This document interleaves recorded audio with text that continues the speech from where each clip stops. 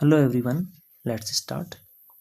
Question number 1 में अपने को क्या कहा गया है कि एक प्लेट जवार रोटी की कॉस्ट है 30 रुपीज़ और एक प्लेट पुलाव की कॉस्ट है 20 रुपीज़।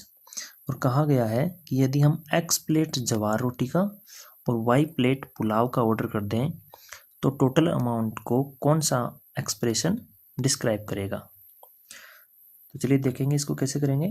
इजी क्वेश्चन है। अपने को क्या दिया गया है कि एक प्लेट जवार रोटी की कॉस्ट कितनी है 30 रुपीज़। तो सपोज करें हम यदि एक प्लेट की जगह 2 प्लेट ऑर्डर कर दें तो कॉस्ट कितनी हो जाएगी अपनी। एक प्लेट की है 30 रुपीज़ तो 2 प्लेट के लिए 2 से मल्टीप्लाई कर देंगे। ऐसे ही यदि हम 5 प्लेट यदि ऑर्डर कर दें तो कॉस्ट कितनी हो जाएगी। एक प्लेट की है 30 रुपीज़ तो 5 प्लेट के लिए 5 से मल्टीप्लाई कर देंगे। यानी कि हम जितनी प्लेट ऑर्डर करेंगे उतने को ही 30 से मल्टीप्लाई कर देंगे। तो ऐसे ही यदि जैसे क्वेश्चन में बोला गया है कि अपन ने कितनी प्लेट ऑर्डर करी है x प्लेट, तो यदि हमने x प्लेट जवार रोटी की ऑर्डर करी है तो कितनी कॉस्ट हो जाएगी। एक प्लेट की है 30 तो x प्लेट की 30 को मल्टीप्लाई कर देंगे 30 मल्टीप्लाई बाई x जो हो जाएगा 30x। क्योंकि हमने पढ़ा है कि बीच में जो मल्टीप्लिकेशन का सिंबल होता है उसको हम स्किप कर सकते हैं और सीधा 30x लिख सकते हैं। और सेकंड केस में अपने को क्या कहा गया है कि हम y प्लेट पुलाव के ऑर्डर करें तो एक प्लेट पुलाव की कॉस्ट कितनी दी गई है अपने को। एक प्लेट पुलाव की कॉस्ट दी गई है ₹20। तो अपन समझने के लिए यदि ये देखें कि सपोज करें हम यदि 3 प्लेट पुलाव ऑर्डर कर दें तो कॉस्ट कितनी हो जाएगी। एक प्लेट की है 20 तो 3 प्लेट के लिए इसको 3 से मल्टीप्लाई कर देंगे। ऐसे यदि हम इसकी 10 प्लेट ऑर्डर कर दें पुलाव की तो कितनी कॉस्ट हो जाएगी। जितनी प्लेट हमने ऑर्डर करी है उसको एक प्लेट की कॉस्ट से मल्टीप्लाई कर देंगे। तो एक प्लेट की कॉस्ट है 20 रुपीज़ तो 10 प्लेट की कितनी हो जाएगी, इसको मल्टीप्लाई कर देंगे 10 से। तो अपने को क्वेश्चन में क्या बोला गया है, कितनी प्लेट ऑर्डर करनी है y प्लेट। तो y प्लेट के लिए कितना हो जाएगा, y प्लेट यदि हम पुलाव की ऑर्डर कर दें तो टोटल कितनी कॉस्ट हो जाएगी। एक प्लेट की है 20 तो y प्लेट के लिए इसको y से मल्टीप्लाई कर देंगे तो ये कितना आ जाएगा 20y। और अब अपने को टोटल कॉस्ट निकालनी है तो इन दोनों को ऐड कर देंगे। x प्लेट जवार रोटी की कॉस्ट कितनी आ गई 30x, y प्लेट पुलाव की कॉस्ट कितनी आ गई 20y। और इन दोनों को जब ऐड कर देंगे तो कितना आ जाएगा 30x प्लस 20y जो कि अपना फर्स्ट ऑप्शन में दिया गया है। यही अपना राइट आंसर हो जाएगा। क्वेश्चन नंबर 2, पुष्पिता 2 टाइप के फूल बेच रही है इंडिपेंडेंस डे पर।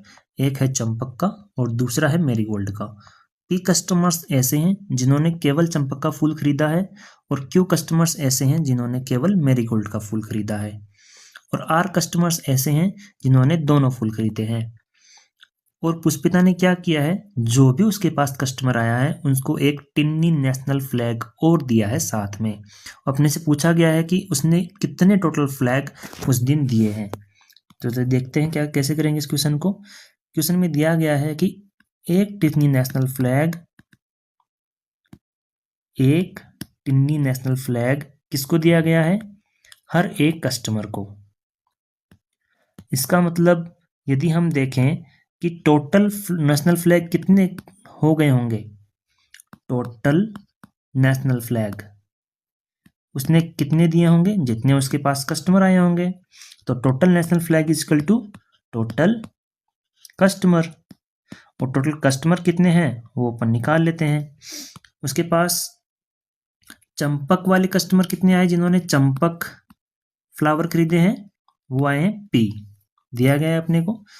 ऐसे ही मैरीगोल्ड जिन्होंने फ्लावर खरीदा है वो कितने कस्टमर हैं Q, और जिन्होंने दोनों फ्लावर खरीदे हैं वो कितने कस्टमर हैं R। तो टोटल कितने कस्टमर हो गए, इनको अपन ऐड कर देंगे और ऐड करने से क्या आएगा अपने पास P plus Q plus R। ये टोटल कस्टमर हो गए और जो टोटल कस्टमर हैं उतने ही टोटल नेशनल फ्लैग हैं, क्योंकि उसने हर एक कस्टमर को एक नेशनल फ्लैग दिया है। तो यही अपना आंसर हो जाएगा, जो कि है फर्स्ट ऑप्शन। क्वेश्चन नंबर 3, एक कुआं है जिसमें एक स्नेल है, वो ऊपर चढ़ने की कोशिश कर रहा है। दिन के समय में वो u सेंटीमीटर ऊपर चढ़ता है और रात के समय में वो d सेंटीमीटर वापस फिसल जाता है। ऐसा लगातार 10 दिन और 10 रातों तक चलता रहता है। ए पार्ट में अपने से पूछा गया है कि वो अपने स्टार्टिंग पोजीशन से कितना दूर चला गया है, इसके लिए एक एक्सप्रेशन डिस्क्राइब करो। और बी पार्ट में कहा गया है कि if d greater than u then what can we say about this moment. तो पहले ए पार्ट देखते हैं, फिर बी पार्ट देखते हैं। ए पार्ट में क्या बोला गया है कि अपने को एक एक्सप्रेशन डिस्क्राइब करना है। तो सपोज कीजिए ये एक डीप वेल है, इसमें ये एक स्नेल है, ये दिन के समय में ऊपर जाता है कितना u सेंटीमीटर और रात में वापस नीचे आ जाता है d सेंटीमीटर। तो टोटल कितना बचा इसके पास, डिस्टेंस ने कितना कवर किया, इसने कवर किया केवल इतना, जिसको अपन निकाल सकते हैं कि u सेंटीमीटर ऊपर गया माइनस d सेंटीमीटर वापस नीचे आ गया। तो एक दिन और एक रात में इसने u minus d centimetre distance cover की है। तो इसको एक्सप्रेशन में लेने के लिए अपन क्या करेंगे, अपन लिखते हैं कि दिन के समय में, डे के समय में वो क्या करता है, क्लाइम्स अप, कितना क्लाइम किया उसने, u सेंटीमीटर, और रात के समय में स्लिप्स डाउन, कितना स्लिप हो गया वो, d सेंटीमीटर। तो उसने एक दिन और एक रात में टोटल मिलाकर कितनी डिस्टेंस कवर की, u माइनस d सेंटीमीटर, इतनी उसने डिस्टेंस कवर की है। अब ऐसा यदि लगातार 10 दिन तक चलता रहे, 10 दिन और 10 रात, 10 डेज एंड 10 नाइट्स, तब क्या होगा, तो अपन इसको 10 से मल्टीप्लाई कर देते हैं। एक दिन में उसने कितना कवर किया था, u माइनस d सेंटीमीटर, और तो 10 दिन और 10 रातों में कितना हो जाएगा, मल्टीप्लाई बाई 10 सेंटीमीटर। तो ये अपना एक्सप्रेशन आ जाएगा 10 u माइनस d सेंटीमीटर। ये अपने ए पार्ट का आंसर हो जाएगा। अब अपन इसका बी पार्ट देखते हैं। बी पार्ट में बोला गया है कि if d greater than u, यानी कि जितना वो ऊपर चढ़ता है उससे ज़्यादा वो फिसलता है, तब क्या होगा। तो ऐसा तो प्रैक्टिकली पॉसिबल नहीं है। उसने यदि u सेंटीमीटर ऊपर चढ़ाई की है तो मैक्सिमम से मैक्सिमम वो कितना फिसल सकता है, वापस से u सेंटीमीटर वापस फिसल सकता है। u सेंटीमीटर से ज़्यादा तो वो फिसलने से रहा, इसलिए दिस इज नॉट पॉसिबल। तो बी पार्ट का आंसर हो जाएगा कि this situation is not possible. Question number 4, Radha एक साइकिलिंग रेस की डेली प्रैक्टिस कर रही है। वो फर्स्ट वीक में रोज 5 किलोमीटर साइकिल चलाती है।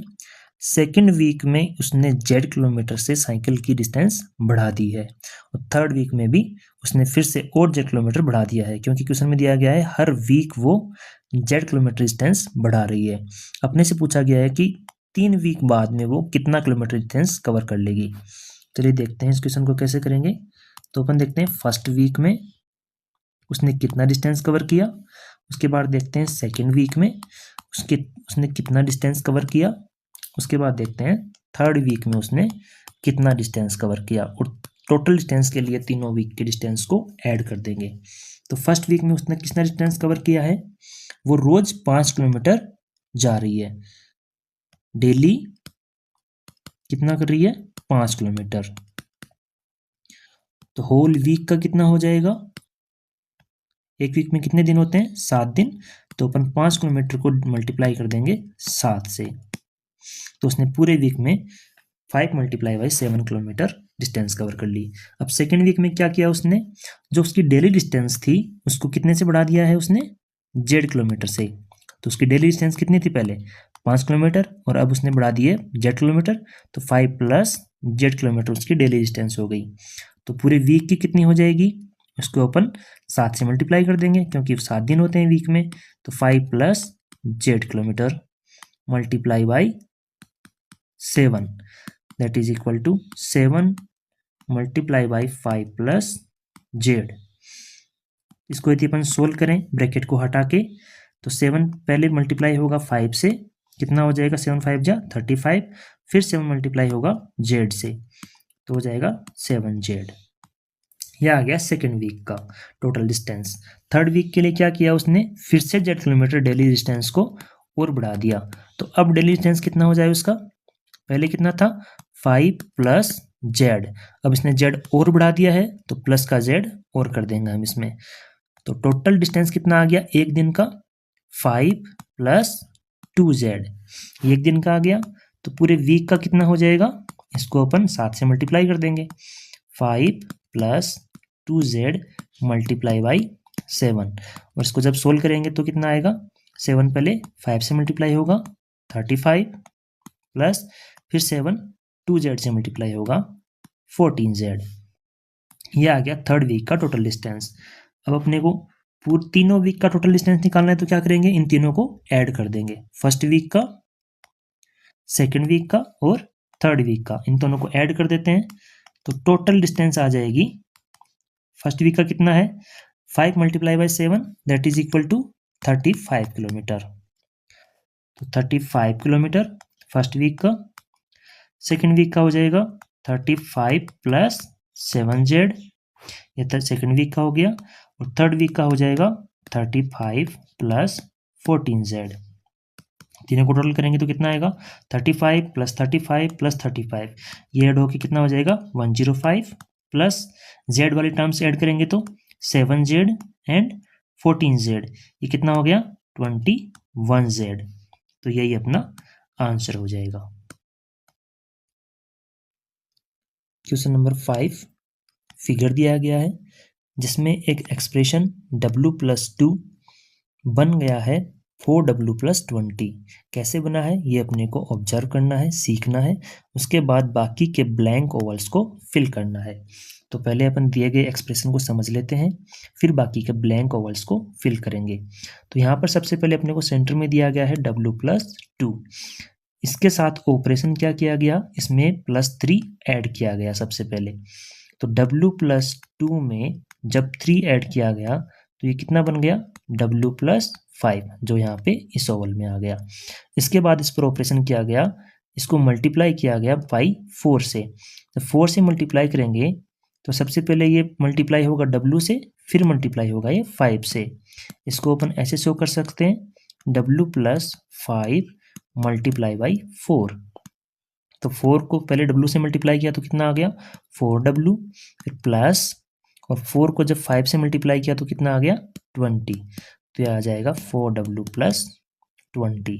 ऐसा ही एक्सप्रेशन बन गया है। अब अपन बाकी साइड देखते हैं, पहले ऊपर में ही लेफ्ट साइड चलते हैं। इस एक्सप्रेशन में क्या गया है, यहाँ पे माइनस का 5 लगाया गया है। तो अपने पास पहले क्या था w प्लस 2 था, सेंटर में जो दिया गया है w प्लस 2, ऊपर गए लेफ्ट साइड तो पहले है माइनस का 5, तो w प्लस 2 माइनस का 5, ये प्लस का 2, ये माइनस का 5, तो ये बच गया कितना w माइनस 3 जो यहाँ पर दिया गया है। इसके साथ ऑपरेशन लगाया गया है, इसको मल्टीप्लाई किया गया है 3 से, तो इसको अपन मल्टीप्लाई कर देते हैं 3 से। तो पहले ये w से मल्टीप्लाई होगा तो कितना आ जाएगा 3w, फिर माइनस का साइन है तो माइनस का, और 3 मल्टीप्लाई होगा 3 से, तो 3 मल्टीप्लाई 3 9, ये इसमें आ जाएगा 3w माइनस 9। अब बॉटम में चलते हैं राइट साइड। तो सबसे पहले w प्लस 2 जो अपने को सेंटर में दिया गया उसके साथ क्या ऑपरेशन लगाया गया है प्लस का 3, तो w प्लस 2 प्लस 3, 2 प्लस 3 कितना हो गया 5 हो गया, तो w प्लस 5। इसके साथ क्या पर फिर क्या किया गया है मल्टीप्लाई बाई 4, और जब मल्टीप्लाई बाई 4 किया गया है तो इसके साथ मल्टीप्लाई हो जाएगा, तो यह आ जाएगा w प्लस 5 मल्टीप्लाई बाई 4। 4 पहले w से मल्टीप्लाई होगा तो कितना आएगा 4w, फिर 4 5 से मल्टीप्लाई होगा तो कितना आएगा प्लस का 20, क्योंकि बीच में प्लस है तो 4w प्लस 20 आएगा। ये यहाँ पर गलत दिया गया है।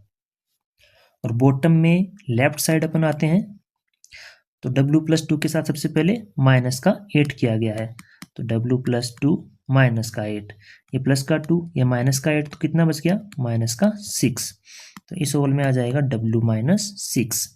फिर इसमें से -4 वापस से किया गया है, तो W-6 पहले से था, एक और -4 आ गया, टोटल हो गया -10। तो W-10 ये सॉल्व में आ गया, पूरे वाले अपने फिल हो चुके हैं। क्वेश्चन नंबर 6, एक लोकल ट्रेन है जो यहाँपुर से वहाँपुर जा रही है और बीच में 3 स्टेशन पे रुक रही हैं और वो तीनों स्टेशन इक्वल डिस्टेंसेस पे हैं और एक स्टेशन से अगले स्टेशन पर जाने में टोटल टाइम जो लग रहा है वो T है और वो इक्वल है और हर एक स्टेशन पर ये ट्रेन 2 मिनट के लिए रुक रही है। पहले ए पार्ट में दिया गया है कि यदि T = 4 है तो यहाँपुर से वहाँपुर जाने में टोटल टाइम कितना लगेगा, और बी पार्ट में हमसे एक अलजेब्रिक एक्सप्रेशन पूछा गया है जो डिस्क्राइब करेगा यहाँपुर से वहाँपुर जाने में लेने वाले टाइम को। तो पहले हम इसका बी पार्ट सोल्व करते हैं, फिर हम इसका ए पार्ट देखेंगे, क्योंकि पहले यदि हम एक्सप्रेशन डिस्क्राइब कर लेंगे तो उसमें सीधा सीधा ही T = 4 पुट करके लेने वाला टाइम निकाल लेंगे। तो बी पार्ट पहले देखते हैं। तो पहले हम सिचुएशन को समझते हैं कि एक ट्रेन है जो जा रही है यहाँपुर से वहाँपुर के लिए। तो एक तरफ है इसके यहाँपुर और दूसरी तरफ है उसके वहाँपुर, ये दोनों स्टेशन हैं और दोनों स्टेशन के बीच 3 स्टेशन इक्वल डिस्टेंस पे हैं, पहला, दूसरा और तीसरा। ये हो गया पहला स्टेशन, ये हो गया दूसरा स्टेशन और ये हो गया तीसरा स्टेशन।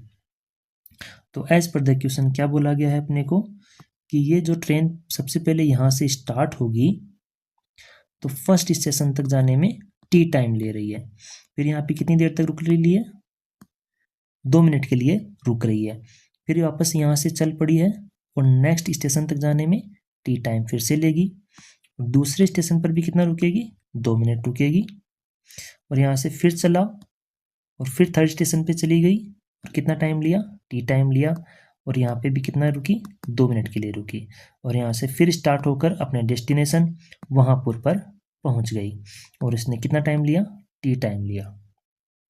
तो अपनी सिचुएशन क्लियर हो गई।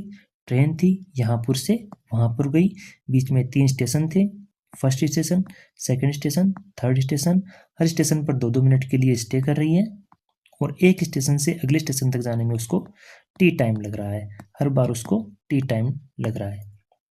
ये अपनी सिचुएशन हो गई। तो अपन निकालते हैं इसका टोटल टाइम कितना लग रहा है। टोटल टाइम यहाँपुर से वहाँपुर जाने में टोटल कितना टाइम लग रहा है, निकालते हैं इसको।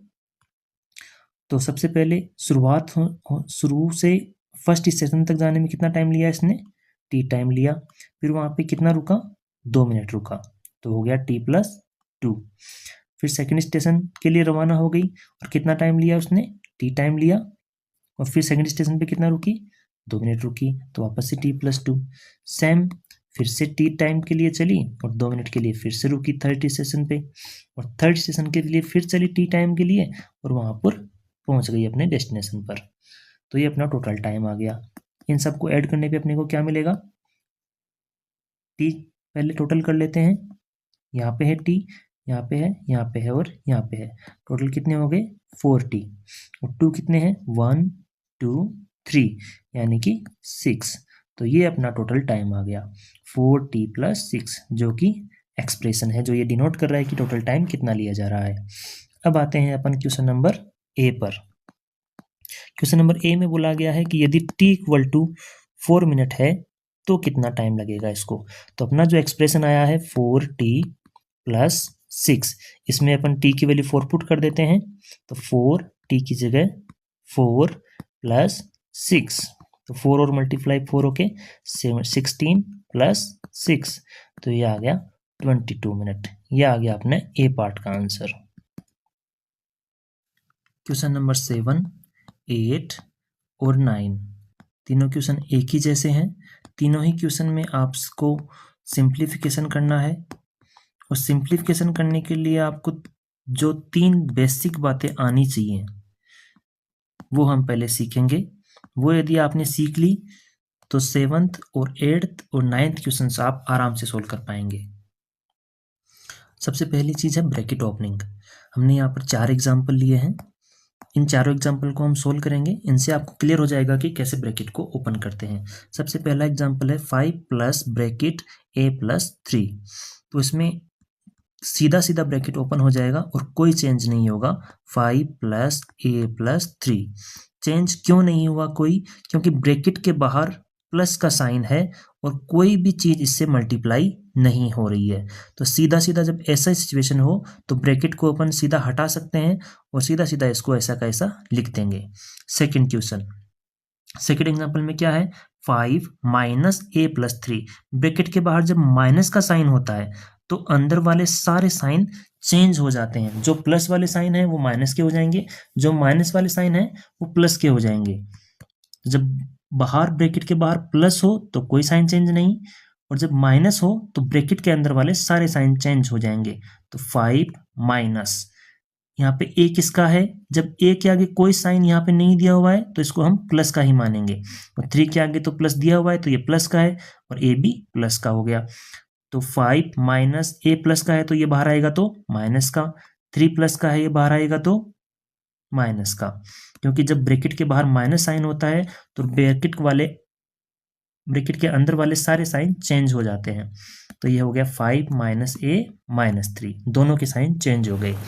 एग्जाम्पल नंबर 3 देखते हैं। इसमें 5 माइनस 2, यानी ब्रैकेट के बाहर क्या है? -2, माइनस का साइन है और 2 मल्टीप्लाई हो रहा है, तो -2 ब्रैकेट से मल्टीप्लाई हो रहा है, तो इनके साइन चेंज हो जाएंगे अंदर वालों के और 2 से मल्टीप्लाई हो जाएगा। तो 5, सबसे पहले ये 4a से मल्टीप्लाई होगा, 2 एक्चुअली 2 नहीं है, माइनस का 2। जब माइनस का 2 4a से मल्टीप्लाई होगा तो ये माइनस का आएगा, 2 और 4 मल्टीप्लाई होके 8a, ये साथ में रहेगा। अब ये भी माइनस का 2 है और ये है माइनस का 5, ये दोनों जब मल्टीप्लाई होंगे तो माइनस और माइनस मल्टीप्लाई होके क्या हो जाते हैं? प्लस। 2 और 5 मल्टीप्लाई होके कितने हो गए? 10, तो ये आ गया 5 minus 10a plus 10। Fourth example देखते हैं। फोर्थ एग्जाम्पल में बाहर ब्रैकेट के बाहर क्या है? माइनस का 6। अब ये माइनस का 6 पहले माइनस के 9s से मल्टीप्लाई होगा और फिर प्लस के b से मल्टीप्लाई होगा। सबसे पहले ब्रैकेट को ओपन करने से पहले साइन को सोल्व कीजिए, उसके बाद जो मल्टीप्लाई हो रहे हैं उनको मल्टीप्लाई कीजिए। अपने को पता है कि माइनस और माइनस से मल्टीप्लाई होता है तो क्या आता है? प्लस आता है। जब प्लस और माइनस मल्टीप्लाई होता है तो क्या आता है? माइनस आता है। जब माइनस मल्टीप्लाई होता है प्लस से तो क्या आता है? माइनस आता है। और जब प्लस मल्टीप्लाई होता है प्लस से तो क्या आता है? प्लस आता है। ये तो अपने को पता होना चाहिए। अब वापस आते हैं एग्जाम्पल नंबर 4 पे। यहाँ पे बार है माइनस का 6, ये मल्टीप्लाई होगा, इस ब्रैकेट के अंदर जितनी भी टर्म्स हैं उन सबसे मल्टीप्लाई होगा। और अपने अभी बताया कि जब ब्रैकेट के बाहर माइनस हो तो ब्रैकेट के अंदर वाले सारे साइन चेंज हो जाते हैं। तो चलिए मल्टीप्लाई करते हैं। माइनस का 6 माइनस के 9s से मल्टीप्लाई होगा।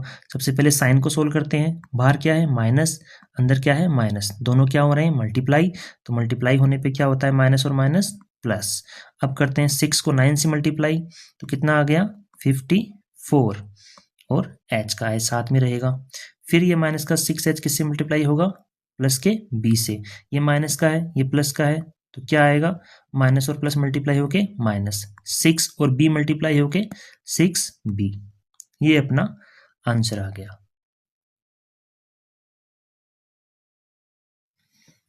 दूसरी चीज है लाइक टर्म्स और अनलाइक टर्म्स। लाइक टर्म्स क्या होती हैं?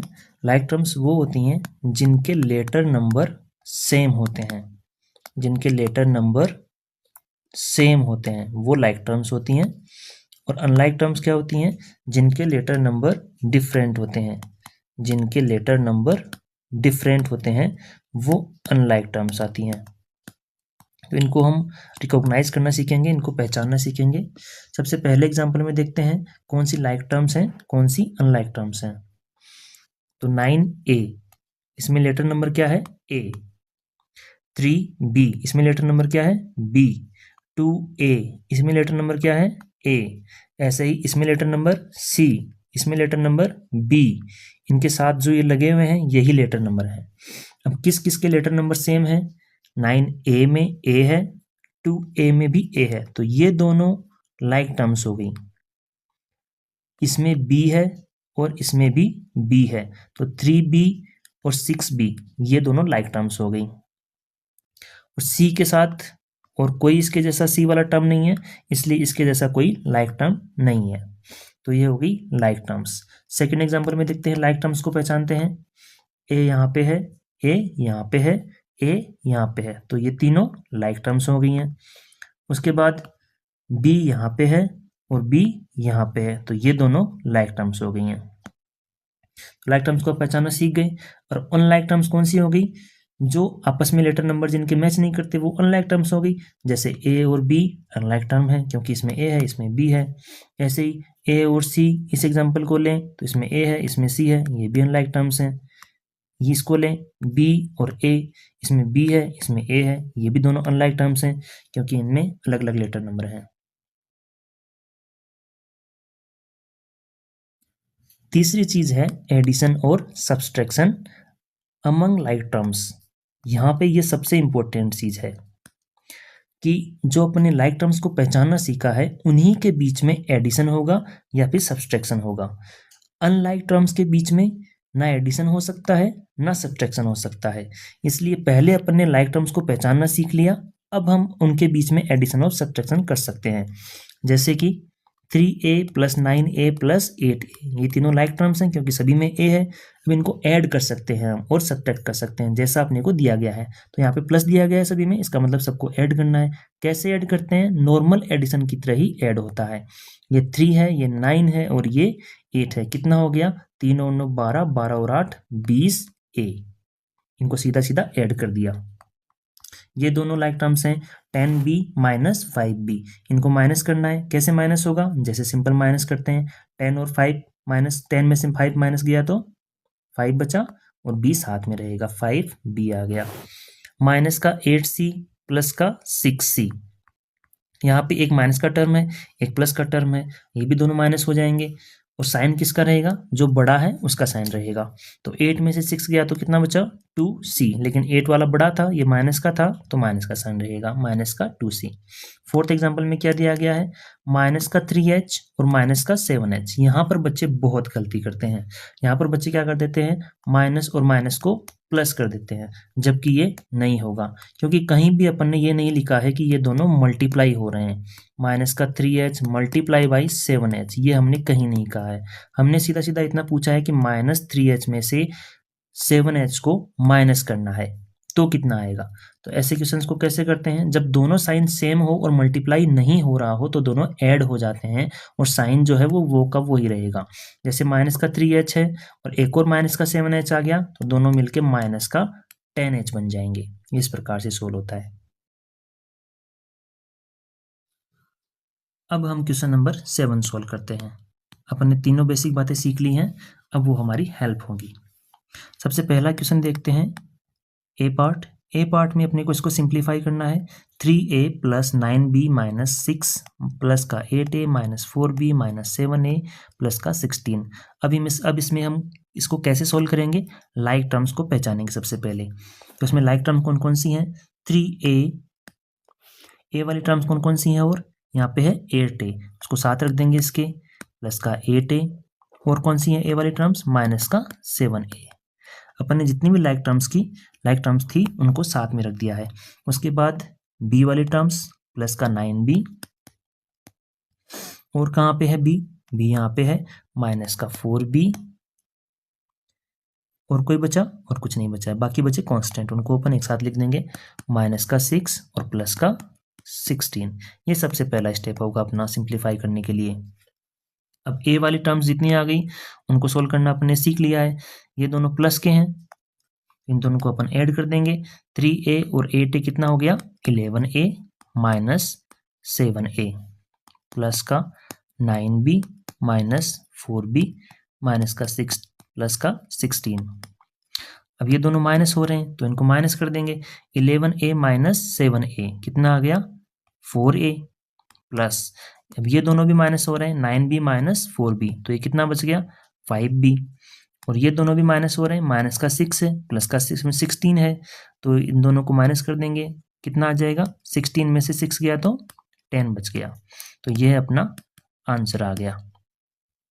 इसमें इंपॉर्टेंट बात ये ध्यान रखने वाली है कि सबसे पहले लाइक टर्म्स को एक साथ करना है, फिर लाइक टर्म्स को सोल्व करना है। वो प्लस हो रही है तो प्लस करना है, माइनस हो रही है तो माइनस करना है।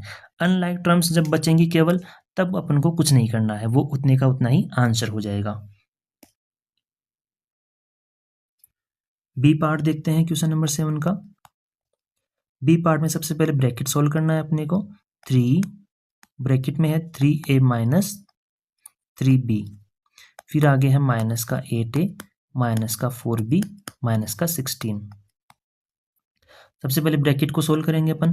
कैसे सोल्व करेंगे? बाहर 3 मल्टीप्लाई हो रहा है पूरे ब्रैकेट से, तो इसको मल्टीप्लाई करके लिख देंगे।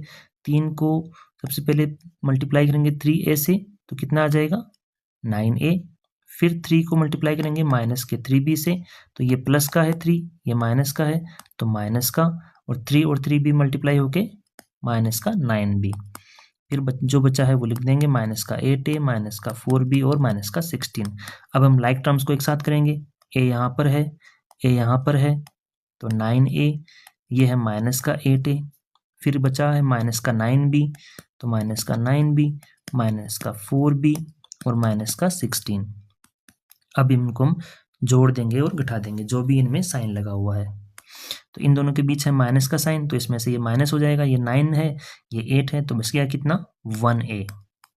9 माइनस 8, और ये दोनों माइनस के हैं, ये माइनस का 9b, ये माइनस का 4b, लेकिन ये मल्टीप्लाई नहीं हो रहे हैं, इसलिए ये माइनस माइनस प्लस नहीं होगा, ये दोनों ऐड हो जाएंगे। ये भी माइनस का रहेगा, ये भी माइनस का रहेगा। माइनस का 9 और माइनस का 4 ऐड होके माइनस का 13 भी रहेगा, और माइनस का 16।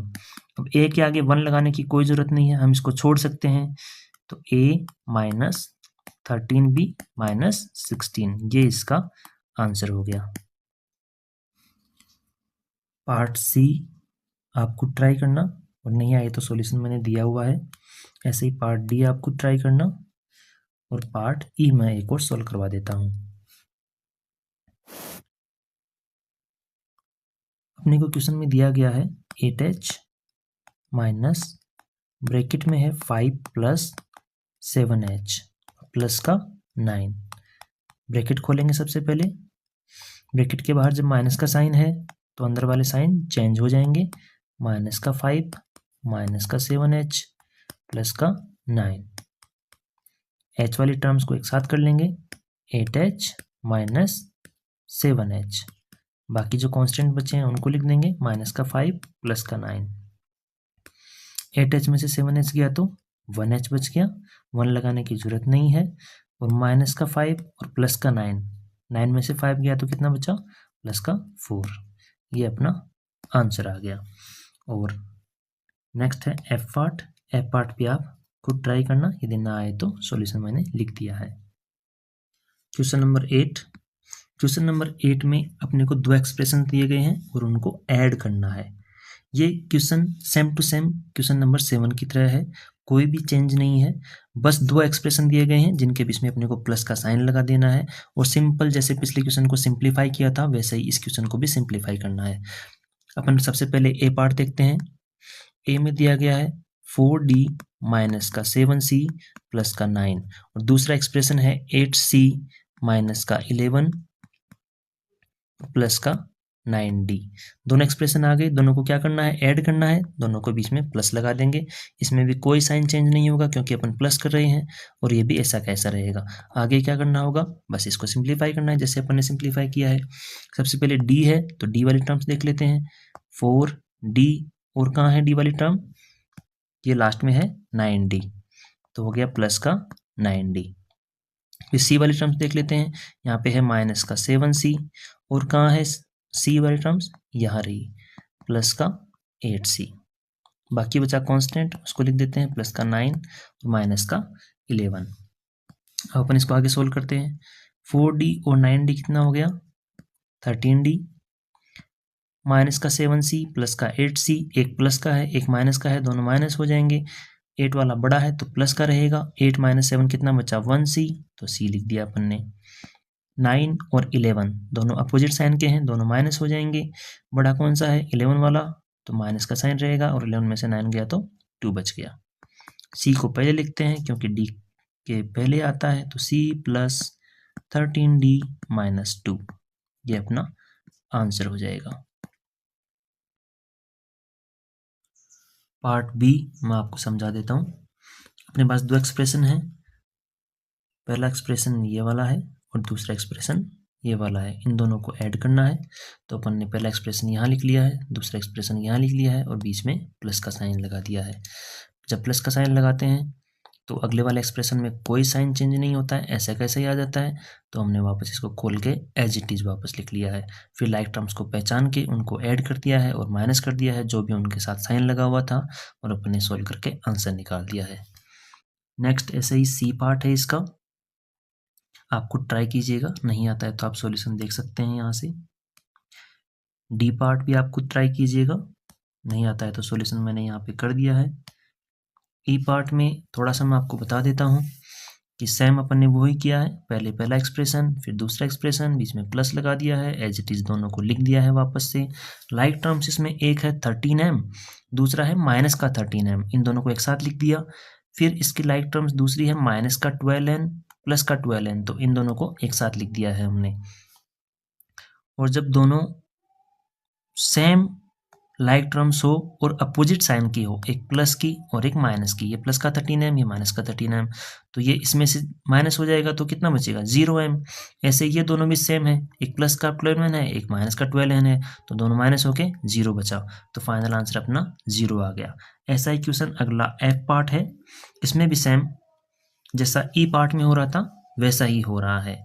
दोनों टर्म सेम है और अपोजिट साइन की है, दोनों टर्म सेम है और अपोजिट साइन की है, एक प्लस की है एक माइनस की है। ऐसे केस में दोनों टर्म कैंसिल हो जाती हैं और 0 आंसर आ जाता है। क्वेश्चन नंबर 9 में अपने को सब्ट्रैक्ट करना है। Subtract this expression from this expression. From के जो अगले वाला एक्सप्रेशन है वो पहले आएगा, क्योंकि इसमें से इसको माइनस करना है। तो पहले अपन लिखेंगे 6a प्लस 9b माइनस का 18, ये अपना एक एक्सप्रेशन हो गया। और दूसरा एक्सप्रेशन अपना हो जाएगा 9a माइनस 6b प्लस 14, ये अपना दूसरा एक्सप्रेशन हो गया ये वाला। और इन दोनों को अपने को क्या करना है माइनस, तो बीच में कर दिया माइनस। अब अपन जानते हैं कि जब ब्रैकेट के बाहर माइनस साइन लगा हो तो ब्रैकेट के अंदर वाले सारे साइन चेंज हो जाते हैं, इसलिए हम पहले ब्रैकेट हटाते हैं।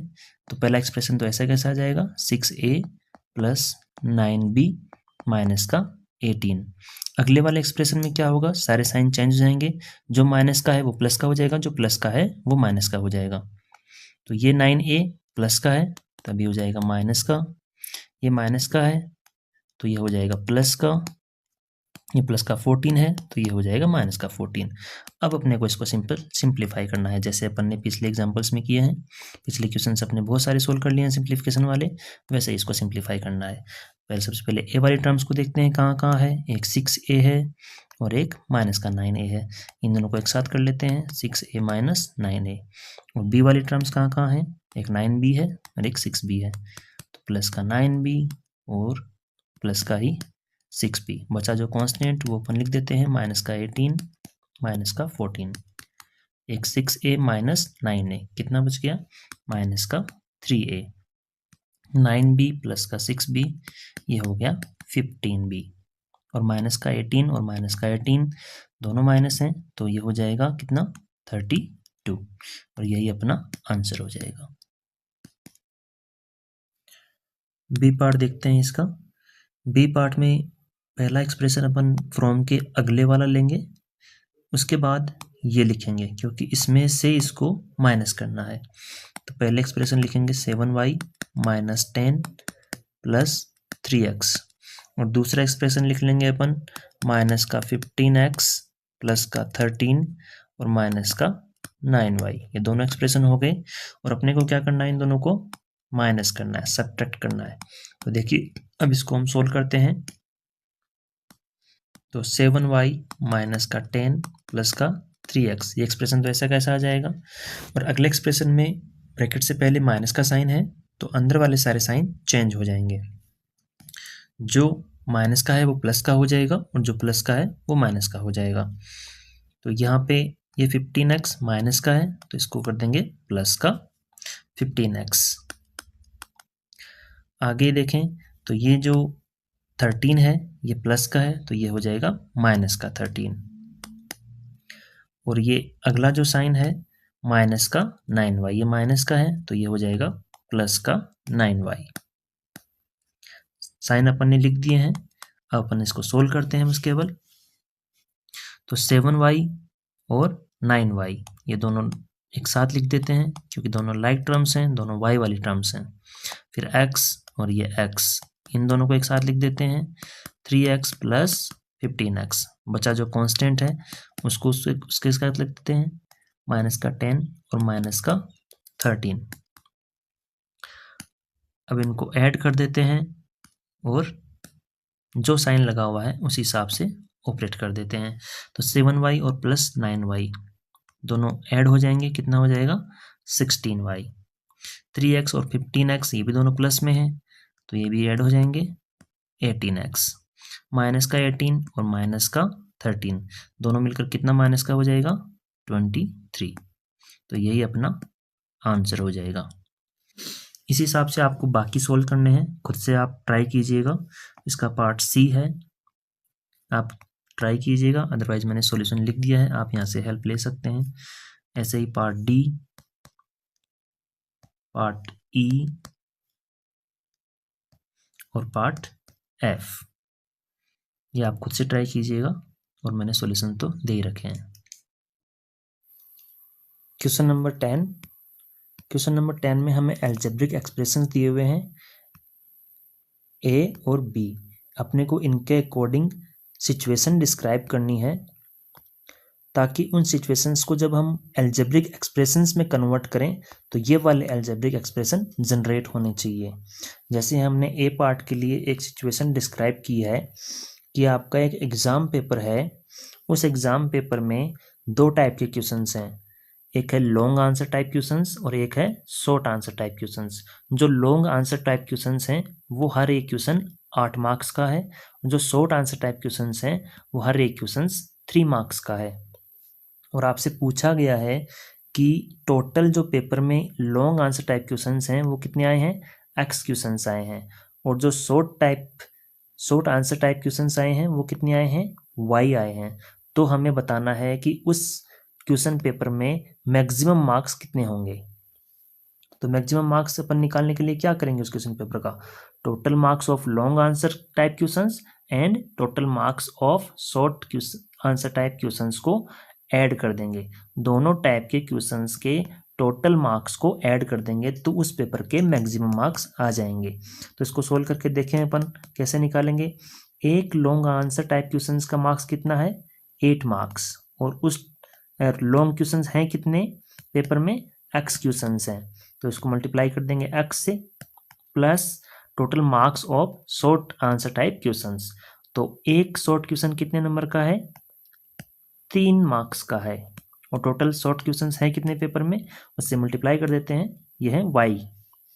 तो अपने पास क्या आया 8x प्लस 3y। तो अपना एक्सप्रेशन एकदम सही जनरेट हो रहा है, इसका मतलब अपन ने सिचुएशन एकदम सही जनरेट की है।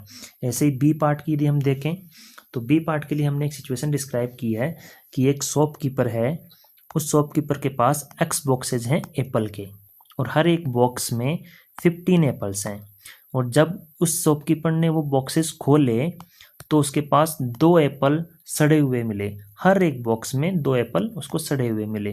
तो अपने को बताना है कि बताओ उसके पास कुल कितने एप्पल अब अच्छी कंडीशन में बचे हैं।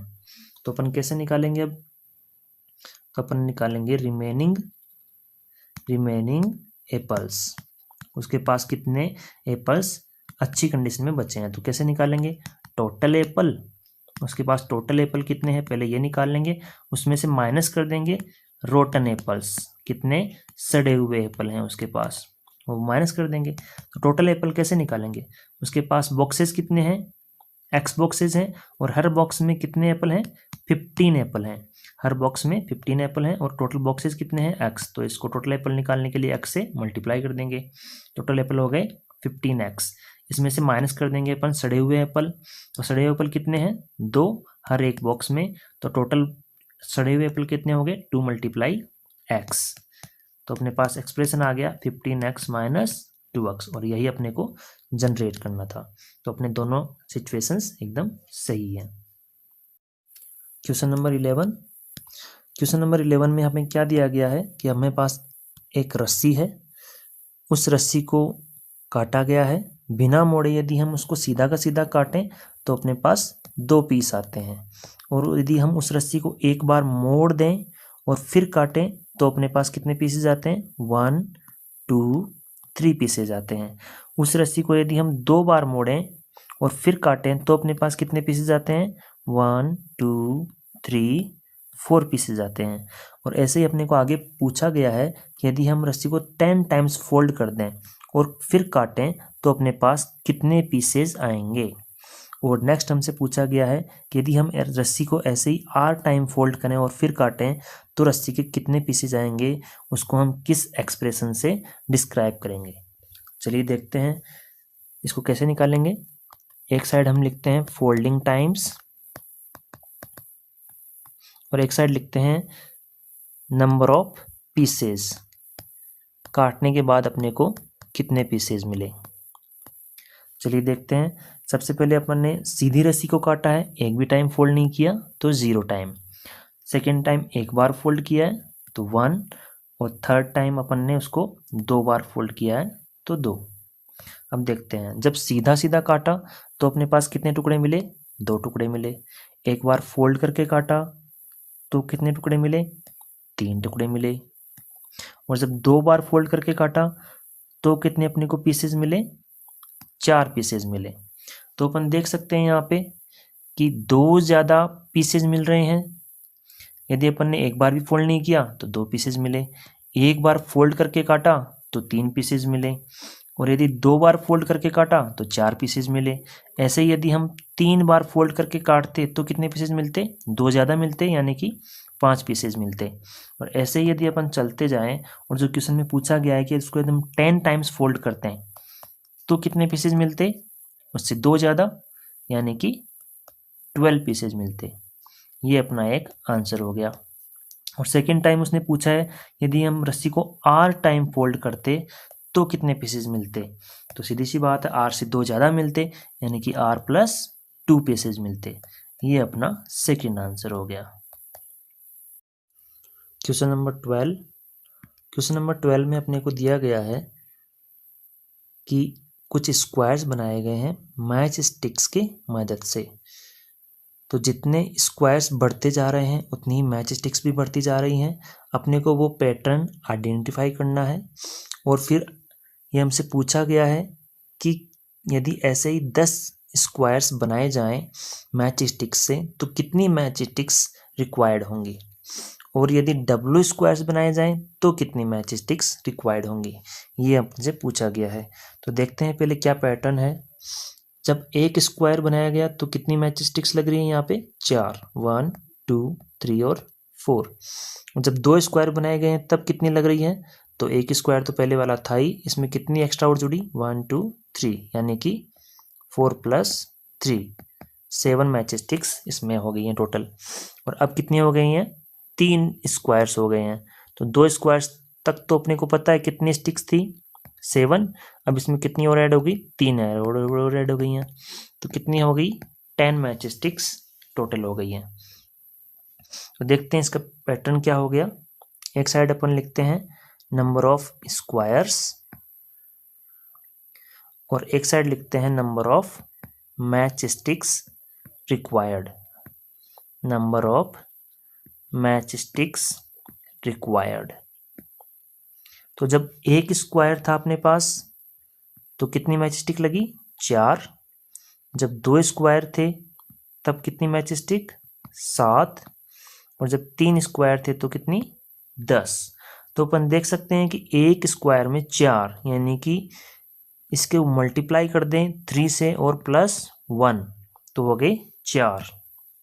ऐसे यदि 2 को मल्टीप्लाई कर दे 3 से और प्लस कर दे 1 तो कितना आ जाएगा? 7, जो अपने को मैच स्टिक सही है। ऐसे 3 को भी यदि 3 से मल्टीप्लाई कर दें और +1 कर दें तो कितनी मैच स्टिक्स रिक्वायर्ड हो गई? 10।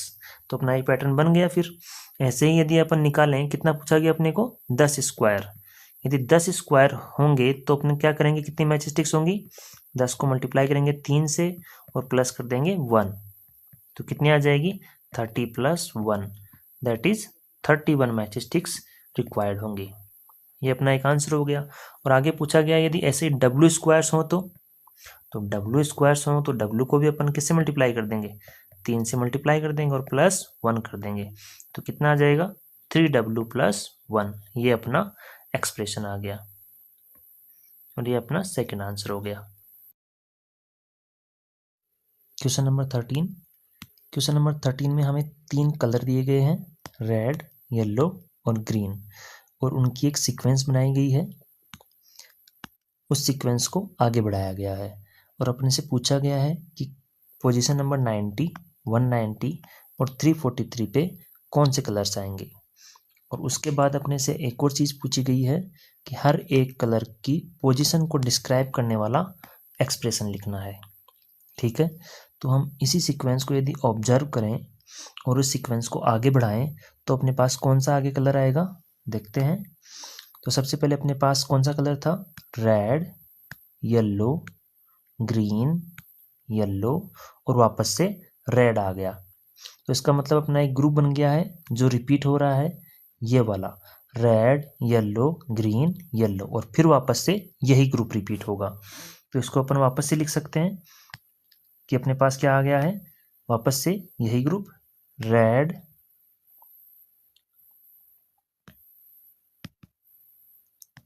येलो, ग्रीन, येलो, और फिर से वापस यही ग्रुप रिपीट हो रहा है रेड, येलो, ग्रीन, येलो। तो ये अपना एक पैटर्न बन गया है। यदि हम इन कलर्स की अब नंबरिंग कर दें तो 5 के बाद 6, 7, 8, 9, 10, 11 और 12 नंबर पे। तो अब हम इनका पोजीशन नोट करते हैं कि रेड कलर किस किस पोजीशन पे आया है। सबसे पहले रेड कलर पोजीशन पे आया है 1 पे, 5 पे और 9 पे। तो 1, 5, 9 और ये सीक्वेंस आगे चलती रहेगी।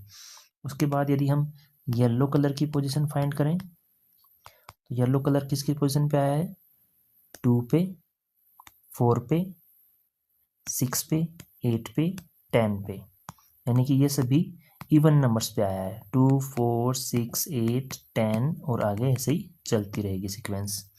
और तीसरा कलर अपना है ग्रीन कलर। तो ग्रीन कलर की पोजीशन यदि अपन देखें सबसे पहले आया है 3 पे, उसके बाद 7 पे, उसके बाद 11 पे। तो 3, 7, 11 एंड यही सीक्वेंस आगे चलती रहेगी।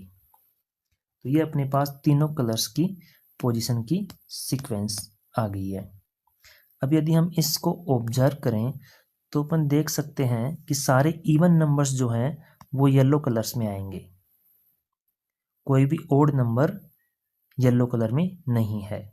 जितने भी इवन नंबर्स हैं 2, 4, 6, 8, 10, यदि हम इसको आगे बढ़ाएं 12, 14, 16, सारे इवन नंबर्स येलो कलर्स के होंगे।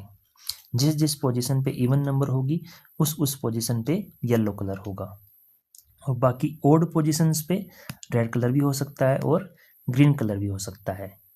तो अपन पहला क्वेश्चन देखते हैं। इसका पहला क्वेश्चन है कि 90, 190 और 343 पोजीशंस पे कौन कौन से कलर होंगे। तो इसमें से 90 और 190 ये दोनों तो इवन नंबर हैं, इवन नंबर है तो इवन नंबर पे कौन सा कलर आएगा, येलो कलर। इसलिए हम कह सकते हैं कि पोजीशन नंबर 90 और 190 पे येलो कलर आएगा, क्योंकि ये दोनों इवन नंबर हैं और इवन नंबर्स की पोजीशन पे सभी पोजीशंस पे येलो कलर आ रहा है। अब देखें 343 जो कि एक ओड नंबर है, तो ओड नंबर पे रेड भी आ सकता है और ग्रीन भी आ सकता है। तो इन दोनों में यदि अपन डिफ्रेंशिएट करें तो अपन नोट कर सकते हैं कि इनमें डिफरेंस कितने का है, 4 का, 1 से 5, 5 से 9, 9 से वापस से 4 ऐड करेंगे तो कितना आएगा, 13 आएगा। करेक्ट है, इसमें भी 13 आएगा और 13 से वापस 4 ऐड करेंगे तो 17 आएगा और यही सीक्वेंस आगे चलती रहेगी। इस सीक्वेंस में कितने का डिफरेंस है, 4 का डिफरेंस है, तो यदि हम किसी भी नंबर में 4 का यदि डिवाइड करें इस सीक्वेंस में तो कितना रिमाइंडर अपना बच रहा है। जैसे कि 5 में यदि अपन 4 का डिवाइड करें, 9 में 4 का डिवाइड करें, 13 में 4 का डिवाइड करें, 17 में 4 का डिवाइड करें तो कितना रिमाइंडर बच रहा है। 4 का 5 में डिवाइड किया तो एक टाइम गया, रिमाइंडर कितना बचा, 1। 9 में 4 का डिवाइड किया तो रिमाइंडर कितना बचा, 1, क्योंकि 4 2 जा 8 हो गया और 1 रिमाइंडर बच गया। ऐसे ही 17 में यदि अपन 4 का डिवाइड करें तो कितना रिमाइंडर बचेगा, 4 4 जा 16 और रिमाइंडर कितना बच जाएगा, 1। 4 4 जा 16 हो गया और रिमाइंडर बच गया 1। इसका मतलब जब भी हम किसी ओड नंबर को यदि 4 से डिवाइड करें और रिमाइंडर कितना बचे, 1, और यदि रिमाइंडर कितना बचे, 1 बचे, तो वो पोजीशन रेड कलर की पोजीशन होगी। ऐसे ही यदि हम ग्रीन कलर में देखें तो इसमें भी 4 4 का डिफरेंस है। 3 और 4 7, 7 और 4 11, 11 और 4 15, 15 में फिर 4 ऐड करेंगे तो 19। ये सीक्वेंस आगे चलती रहेगी। और इसमें भी किसी भी पोजीशन पर यदि अपन 4 का डिवाइड करें, जैसे सपोज अपन ये पोजीशन लेते हैं 15, 15 में 4 का डिवाइड करें तो कितना रिमाइंडर बचेगा, कितनी टाइम्स इसमें डिवाइड गया, 3 टाइम्स, 4 3 या 12 और रिमाइंडर बच गया 3। ऐसे ही अपन दूसरी सीक्वेंस लें, दूसरी कोई पोजीशन लें, 7, 7 में 4 का डिवाइड करेंगे तो 4 1 जा 4 और रिमाइंडर कितना बच गया, 3, 3 इसका रिमाइंडर बच गया। इसका मतलब जिस भी ओड नंबर में यदि हम 4 का डिवाइड करें और रिमाइंडर यदि 3 बचता है तो वो पोजीशन ग्रीन कलर की पोजीशन होगी। ये अपन ने डिफरेंशिएट कर लिया है यहाँ पे, ठीक बात है। तो हम कह सकते हैं कि 343 पे कौन सा कलर आएगा, यह अपन निकाल सकते हैं इसमें 4 का डिवाइड करके। इसमें 4 का डिवाइड किया अपन ने तो कितना आया, 4 8 जा 32, बच गया कितना 2, तो ये बन गया 23। तो 4 5 जा 20, रिमाइंडर कितना बच गया 3। और जब रिमाइंडर 3 बचता है तो वो कौन सा कलर है, तो वो कलर है ग्रीन। इसका मतलब 343 पोजीशन पे कौन सा कलर आएगा, ग्रीन कलर आएगा। अब हम क्वेश्चन के सेकंड पार्ट की तरफ चलते हैं, जिसमें अपने को पूछा गया है कि सभी कलर्स की पोजीशन को डिस्क्राइब करने वाला एक्सप्रेशन लिखिए। तो हमने यहाँ पे ये डिटेल लिखी है, आप देख सकते हैं कि red colour number of times और उसकी पोजीशन क्या है और उसका एक्सप्रेशन अपन लिखेंगे यहाँ पे। तो जब जब फर्स्ट टाइम रेड कलर आया तो उसकी पोजीशन थी फर्स्ट, पहले नंबर पे आया था वो, तो इसका एक्सप्रेशन अपन लिख सकते हैं 1। जब सेकेंड टाइम रेड कलर आया तो उसकी कौन से पोजीशन पे आया, 5th पोजीशन पे, यानी कि फर्स्ट पोजीशन में कितना ऐड हो गया, 4 ऐड हो गया। जब थर्ड टाइम रेड कलर आया तो वो आया 9th पोजीशन पे, यानी कि वापस से एक और 4 ऐड हो गया। जब फोर्थ टाइम रेड कलर आया तो वो आया 13th नंबर पोजीशन पे। यहाँ पे अपनी की पोजीशन भी अपनी लिखी है 1 5 9 13 17 और 21, यही अपनी रेड कलर की सीक्वेंस थी। तो जब फोर्थ टाइम आया तो 13th नंबर पोजीशन पे आया, तो अब की बार क्या हुआ, एक और 4 ऐड हो गया ऊपर वाले एक्सप्रेशन में। अपन यहाँ पे एक्सप्रेशन बनाते जा रहे हैं। और 5th टाइम रेड कलर आया 17th नंबर पोजीशन पे, तो अब की बार क्या हुआ, अपने ऊपर वाले एक्सप्रेशन में एक और 4 ऐड हो गया। और जब 6 टाइम आया तो 21वें नंबर पर आया, और इस टाइम क्या हुआ, इसमें एक और 4 ऐड हो गया। तो हम यहाँ पर देख सकते हैं कि इसमें कितना 4 ऐड हुआ है, एक 4 ऐड हुआ है जब सेकेंड टाइम रेड कलर आया। जब थर्ड टाइम रेड कलर आया तो कितने 4 ऐड हुए हैं, 2 4 ऐड हुए हैं, यानी कि 1 + 4 × 2 अपन को इसको लिख सकते हैं। जब फोर्थ टाइम रेड कलर आया तो इसमें कितने 4 ऐड हो रहे हैं, 3 4 ऐड हो रहे हैं, यानी कि 1 + 4 × 3। जब 5th टाइम रेड कलर आया तो कितने 4 ऐड हो रहे हैं, 4 टाइम्स 4 ऐड हो रहे हैं, 1 + 4 × 4, यानी कि 17 जो अपनी पोजीशन थी। तो अपन इसको लिख सकते हैं 1 + 4 × 4। ऐसे जब 6 टाइम रेड कलर आया तो कितने 4 ऐड हुए इसमें, 5 4 ऐड हुए हैं, यानी कि 1 + 4 को कितने से मल्टीप्लाई करेंगे, अब की बार 5 से मल्टीप्लाई करेंगे, क्योंकि 4 5 टाइम्स आया है। तो अपन पैटर्न देख सकते हैं कि जब भी रेड कलर आ रहा है उससे एक कम 4 ऐड हो रहे हैं। जैसे कि फॉर एग्जांपल 4 टाइम देखें तो 4 टाइम में कितने 4 ऐड हो रहे हैं, 3 4 ऐड हो रहे हैं। 5th टाइम में कितने 4 ऐड हो रहे हैं, 4 ऐड हो रहे हैं। और 6th टाइम में कितने 4 ऐड हो रहे हैं, 5 4 ऐड हो रहे हैं। ऐसे यदि अपन इसको जनरलाइज करें और nth टाइम का लिखें कि nth टाइम पे क्या पोजीशन रहेगी, उसकी क्या एक्सप्रेशन रहेगा, तो एक में कितने 4 ऐड होंगे, n से एक कम, यानी कि n - 1 4 ऐड होंगे उसमें। और इसको अपन यदि सोल्व करें तो 1 + 4 को अंदर मल्टीप्लाई करेंगे, 4n - 4, और ये कितना हो जाएगा, 4n - 3, क्योंकि ये माइनस का 4 और ये 1 बन जाएंगे माइनस का 3। तो ये अपना एक्सप्रेशन आ गया रेड कलर की पोजीशन का, 4n - 3। ये अपना आंसर हो गया, रेड कलर की पोजीशन को डिस्क्राइब करने वाला एक्सप्रेशन हो गया ये 4n - 3। ऐसे यदि हम ग्रीन कलर का निकालेंगे तो सेम मेथड अपन ग्रीन कलर के लिए अप्लाई करेंगे। फर्स्ट टाइम किस पोजीशन पे आया है, 3rd पोजीशन पे, तो अपन 3 लिख देंगे। सेकेंड टाइम किस पोजीशन पे आया है, 7th पोजीशन पे, तो फर्स्ट वाली जो पोजीशन थी 3, उसमें कितना ऐड हो गया है, 4 ऐड हो गया है। थर्ड टाइम किस पोजीशन पे आया है, 11th पोजीशन पे, तो पहले पोजीशन थी अपनी ये, इसमें कितना और ऐड हो गया, 4 ऐड हो गया। ऐसे ही फोर्थ टाइम कितना और ऐड हो जाएगा, एक और 4 ऐड हो जाएगा, क्योंकि इस बार 15th टाइम पे आया है, 15th पोजीशन पे आया है। नेक्स्ट यदि 5th टाइम ग्रीन कलर की पोजीशन देखें तो वो आया है 19th पोजीशन पे, और 19th पोजीशन के लिए अपन क्या करेंगे, अपनी जो पहली वाली पोजीशन थी उसमें कितना ऐड हो जाएगा, पहले थी अपनी 15th पोजीशन और अब की बार हो गया 19, तो इसमें एक और 4 ऐड हो जाएगा। तो ये अपनी सीक्वेंस आगे चलती जा रही है। तो इसमें भी अपन देख सकते हैं कि जिस टाइम ग्रीन कलर आया है, जैसे 4th टाइम ग्रीन कलर आया है तो इसमें कितने 4 ऐड हुए हैं, 3 4 ऐड हुए हैं।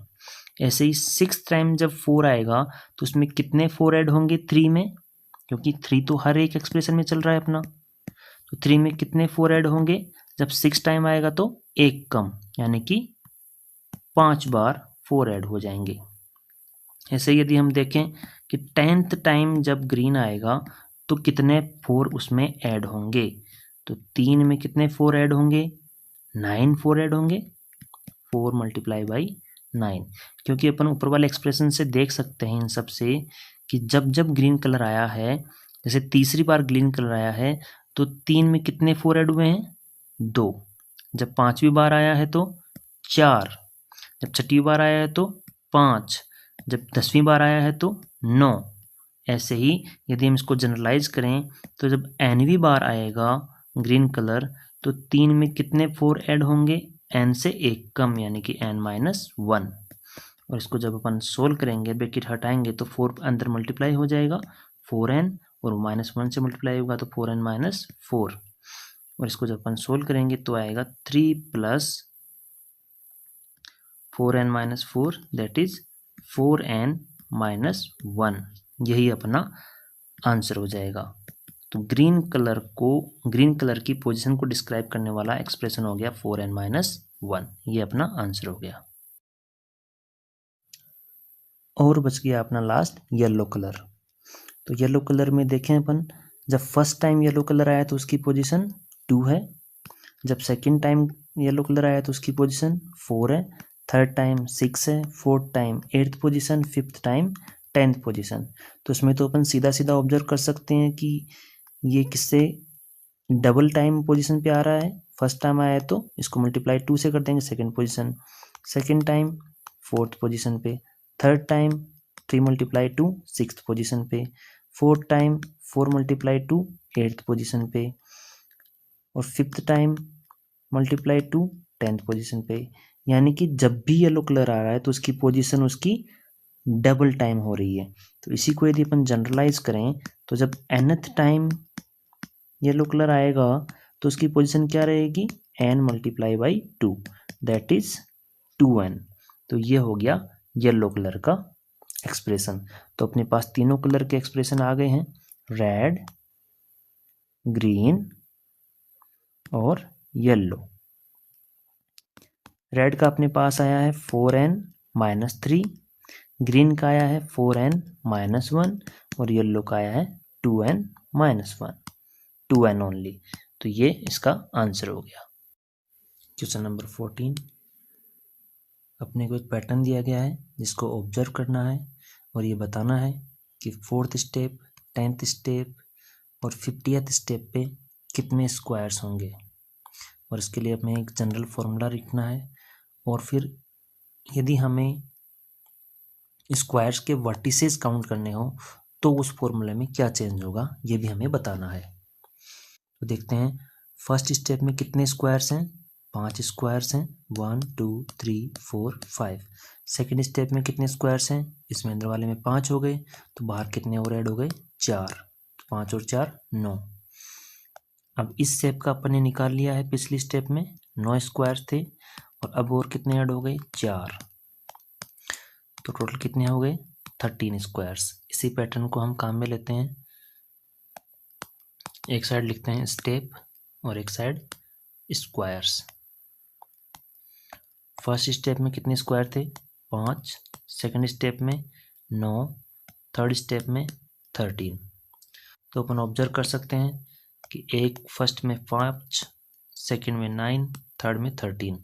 तो फर्स्ट से 5, इसका मतलब फर्स्ट मल्टीप्लाई 4 प्लस 1, सेकंड से मल्टीप्लाई 4 प्लस 1, 2 4 जा 8 प्लस 1 इक्वल टू 9, 3 4 जा 12 प्लस 1 इक्वल टू 13। यही पैटर्न चल रहा है।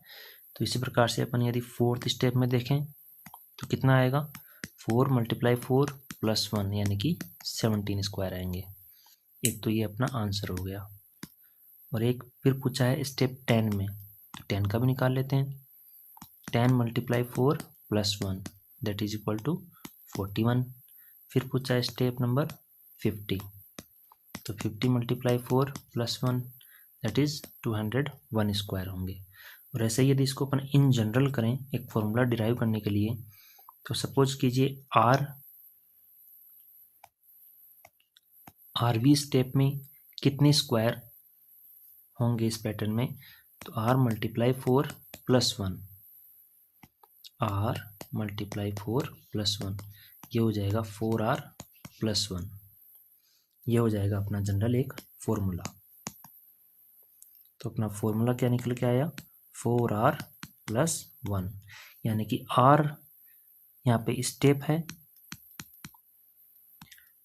इसमें अपन r की वैल्यू पुट करेंगे तो उस स्टेप में कितने स्क्वायर्स होंगे ये अपने को इस फॉर्मूला के द्वारा प्राप्त हो जाएंगे।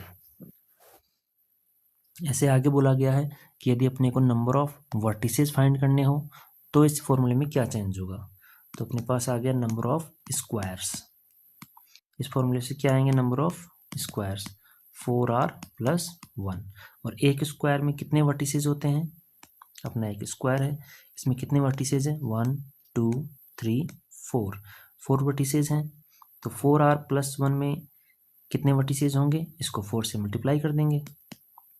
तो नंबर ऑफ यदि वर्टिसेस हमसे पूछा गया है तो इस फॉर्मूले में क्या होगा, ये फॉर्मूला 4 से मल्टीप्लाई हो जाएगा, क्योंकि एक स्क्वायर में 4 वर्टिसेस होते हैं। तो 4r प्लस 1 स्क्वायर में इसको भी मल्टीप्लाई बाई 4 कर देंगे, तो ये अपना नया फॉर्मूला आ जाएगा और यही अपना आंसर है। क्वेश्चन नंबर 15, क्वेश्चन नंबर 15 में हमें 4 कॉलम ग्रिड दिया गया है जिसमें 4 कॉलम हैं। अपने को ए पार्ट में पूछा गया है कि इन कॉलम्स में दिए गए जो नंबर हैं उनके लिए एक्सप्रेशन जनरेट कीजिए। बी पार्ट में हमसे पूछा गया है, कुछ नंबर्स दिए गए हैं और पूछा गया है कि वो नंबर्स कौन से कॉलम कौन से रो में अपीयर होते हैं, ये अपने को बताना है। सी पार्ट में हमसे पूछा गया है कि रो आर कॉलम सी में कौन सा नंबर अपीयर होगा, ये निकालिए। डी पार्ट में कहा गया है कि observe the position of multiples of 3 के मल्टीपल्स की पोजीशंस को ऑब्जर्व करो। यदि क्या आपको इसमें कोई पैटर्न मिलता है, यदि मिलता है तो ऐसे ही दूसरे पैटर्न्स भी निकालिए, ये हमसे कहा गया है। तो सबसे पहले हम इसका ए पार्ट करते हैं। ए पार्ट में कॉलम 1 में जो नंबर्स हैं उनके लिए एक एक्सप्रेशन जनरेट करते हैं। तो कॉलम 1 में कौन कौन से नंबर्स हैं? कॉलम 1 में है 1, 5, 9, 13। ऐसे ही आगे चलते रहेंगे, ये एंडलेस ग्रिड है। 13 में इसमें कितने का डिफरेंस है? 4 का डिफरेंस है। 1 4 5, 5 + 4 9, 9 + 4 13, 13 + 4 17। ऐसे 4 ऐड होते जा रहे हैं इसमें, 21, 25, 29। ऐसे ही चलते रहेंगे ये सारे नंबर। और इसी के बगल में अपन ने लेफ्ट साइड में लिख दिया है इनकी रो। ये फर्स्ट नंबर पे आ रहा है, ये सेकंड नंबर रो में, थर्ड में, फोर्थ में, फिफ्थ में, सिक्स्थ में और सेवंथ में। जैसे अपन कह सकते हैं कि ये वाली फर्स्ट रो है, ये सेकंड रो है, ये थर्ड रो है, ये फोर्थ रो है। तो इसलिए अपन ने ये लेफ्ट साइड में रो की पोजीशन बताई है। ये वाले सारे उस कॉलम के नंबर्स हैं। तो फर्स्ट नंबर पे कॉलम नंबर 1 का नंबर है 1 और इस 1 को अपन ने डिस्क्राइब किया है 1 से। कॉलम नंबर 1 में सेकंड नंबर पे नंबर है 5, उसको अपन डिस्क्राइब कर सकते हैं 1 + 4 से। फर्स्ट वाले का फर्स्ट 1 था, सेकंड टाइम में 4 बढ़ गया है तो 1 + 4। थर्ड नंबर पे है 9, 9 को लिखेंगे 1 + 4 + 4। फोर्थ नंबर पे है 13, तो 1 + 4 + 4 + 4। ऐसे ही आगे चलते जा रहे हैं। अपन ने सभी नंबर्स के लिए ये एक्सप्रेशन लिख लिया है यहाँ पे। अब इसमें अपन ने नोट किया कि जब सेकंड नंबर पे 5 आया था तो उसमें 4 आया है एक बार। थर्ड नंबर पे 9 है तो उसमें 4 आया है 2 बार। फोर्थ नंबर पे 13 तो इसमें 4 ऐड हुआ है 3 बार। ऐसे ही फिफ्थ नंबर पे 4 बार। सिक्स्थ नंबर पे जो नंबर है उसमें 4 कितने टाइम्स ऐड हुआ है? 5 बार। सेवन्थ नंबर पे जो नंबर है उसमें 4 कितने टाइम ऐड हुआ है? 6 बार। इसलिए हम कह सकते हैं कि जिस भी नंबर पे कोई नंबर है, जैसे कि अपन कहें कि 10th नंबर पे कोई नंबर होगा इस कॉलम नंबर 1 में, तो उसमें 1 में 4 कितने टाइम ऐड होगा? एक कम टाइम, यानी कि 10th नंबर 10th पोजीशन पे, तो उसमें 4 जो है 9 बार ऐड होगा, तो 4 × 9। और अपन इसको सोल्व करके निकाल सकते हैं कि 1 + 4 × 9 कितना हो गया? 36 और ये हो जाएगा 37। यानी कि कॉलम नंबर 1 में 10th नंबर पे कौन सा नंबर आएगा? 37 नंबर आएगा। ये अपन निकाल सकते हैं। इसीलिए इसको जनरलाइज करें तो nth नंबर में nth वाले स्पेस पे, nth वाली जगह पे कॉलम नंबर 1 में जो नंबर आएगा उसमें कितने 4 ऐड होंगे? इससे एक कम, तो n से एक कम क्या होता है? n - 1।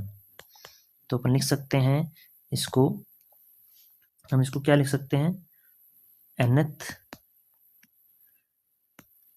नंबर पे कॉलम नंबर 1 में जो नंबर आएगा वो होगा 1 + 4 n - 1। और इसको जब सोल्व करेंगे अपन तो 4 अंदर मल्टीप्लाई हो जाएगा, 4n - 4, दैट इज 4n का 4n और माइनस का 4 और 1 बच के आ जाएगा 4n - 3। तो कॉलम नंबर 1 का अपने पास एक्सप्रेशन आ गया 4n - 3। कॉलम नंबर 2 के लिए फॉर्मूला जनरेट करते हैं, हम एक्सप्रेशन जनरेट करते हैं। तो कॉलम नंबर 2 के नंबर्स हैं ये वाले 2, 6, 10, 14, 18 और 22 और ऐसे ही आगे चलता रहेगा, ये एंडलेस है। तो कॉलम नंबर 2 में फर्स्ट पोजीशन पे 2, सेकंड पोजीशन पे 6, थर्ड, फोर्थ, फिफ्थ, सिक्स्थ, ये उसकी पोजीशन हो जाएगी।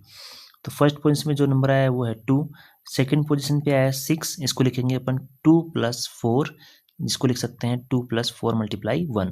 जैसे अपन ने कॉलम फर्स्ट का मेथड लगाया है वही method column second, column third और कॉलम फोर्थ का लगेगा। मैं आपको कॉलम सेकंड का और निकाल के दिखा रहा हूँ, आप कॉलम थर्ड और कॉलम फोर्थ का खुद से ट्राई कीजिएगा और उनका एक्सप्रेशन डिराइव कीजिएगा। तो थर्ड पे है नंबर 10।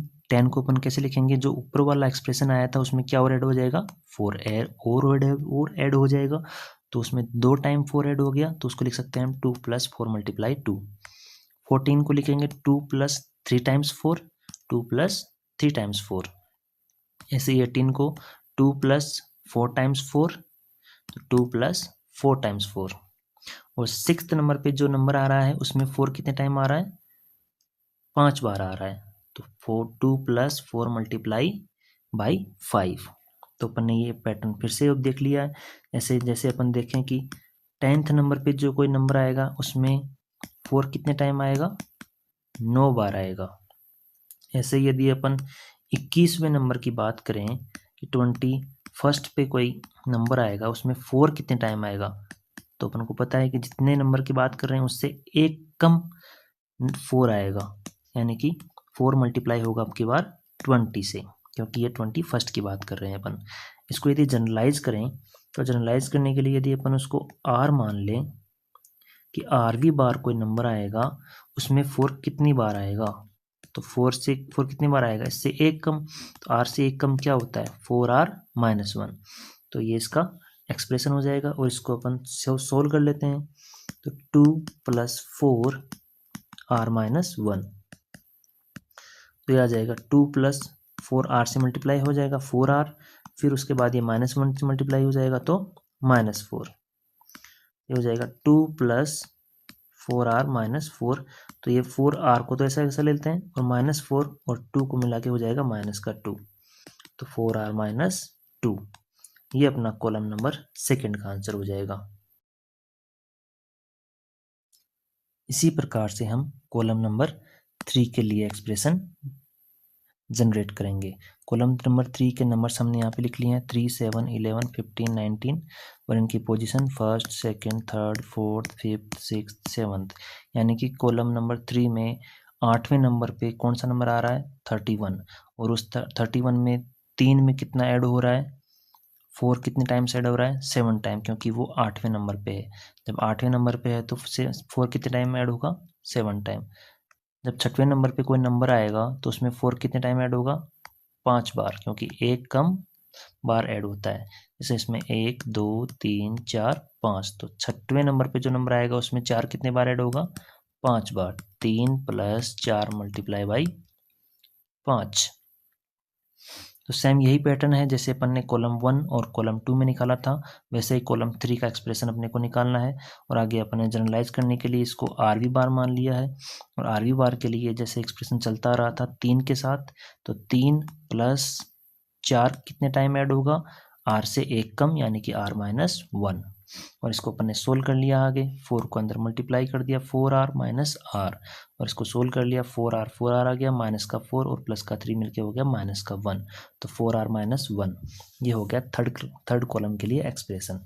ऐसे ही कॉलम नंबर 4 के लिए एक्सप्रेशन आप निकालिए।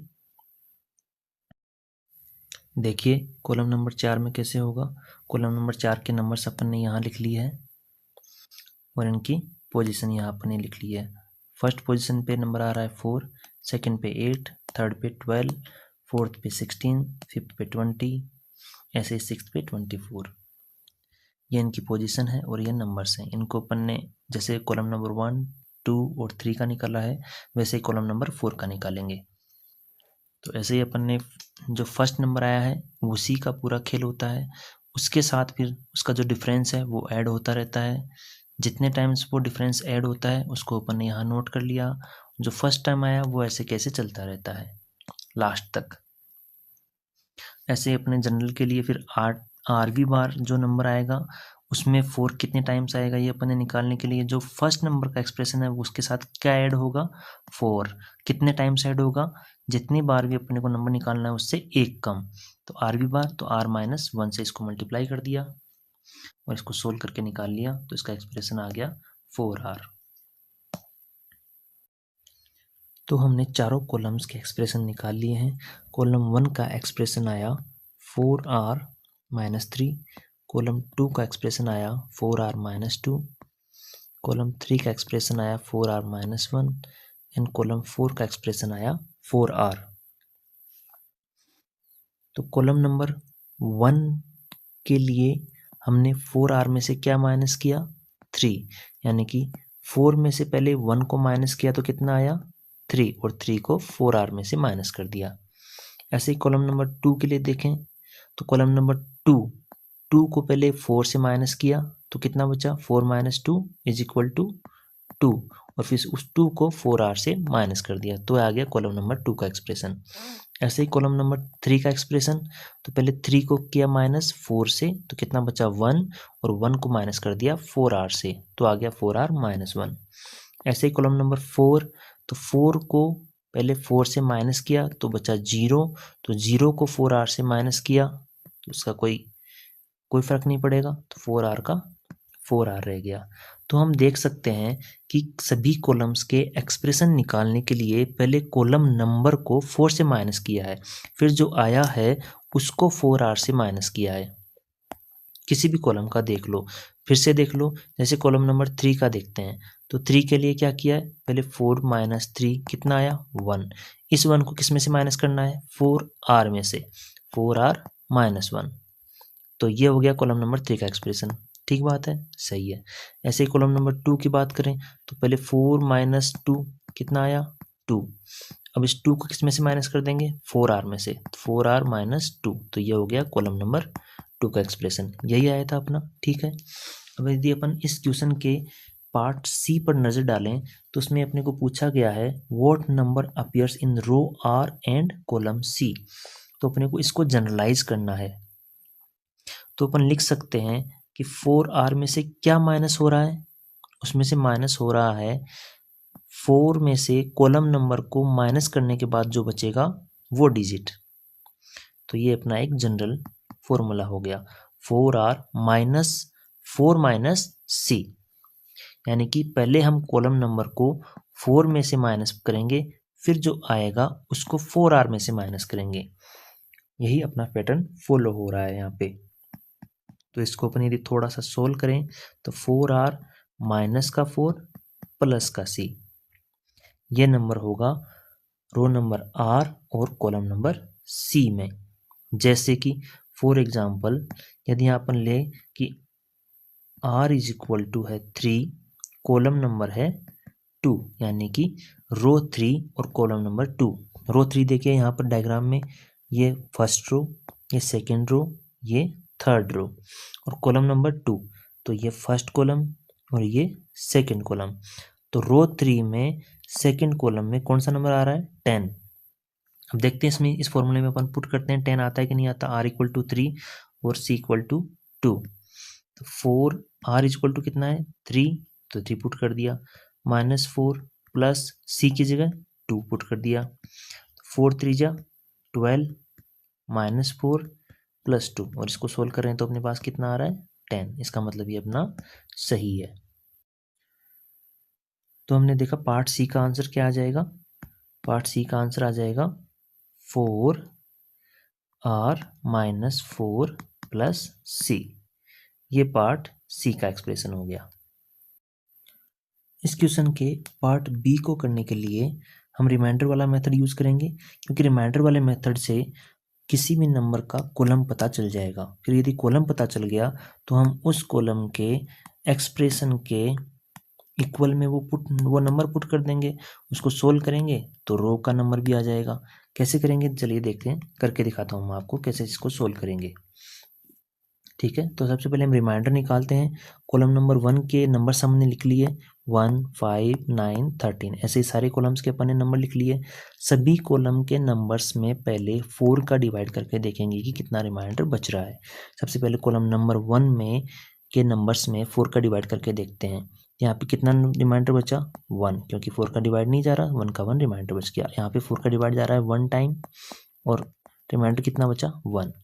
यहाँ पे 4 का डिवाइड कितनी बार जा रहा है 2 टाइम, 4 2 जा 8 और 1 बच गया रिमाइंडर। यहाँ पे 4 का डिवाइड कितनी बार जा रहा है 3 टाइम, 4 3 जा 12 और रिमाइंडर कितना बच गया 1। यानी कि कॉलम नंबर 1 में 4 का डिवाइड करने पर रिमाइंडर कितना आ रहा है 1 आ रहा है इसका रिमाइंडर। ऐसे ही कॉलम नंबर 2 में जब सभी नंबर्स में 4 का डिवाइड करके देखा तो रिमाइंडर कितना आया 2। ऐसे ही कॉलम नंबर 3 में रिमाइंडर कितना आया 3। कॉलम नंबर 4 का रिमाइंडर कितना आ रहा है 0, क्योंकि कॉलम नंबर 4 में सभी में ये 4 का डिवाइड पूरा पूरा जा रहा है। 4 4 जा 16, 4 3 जा 12, 4 2 जा 8, 4 1 जा 4। तो अपने को ये रिमाइंडर पता चल गया।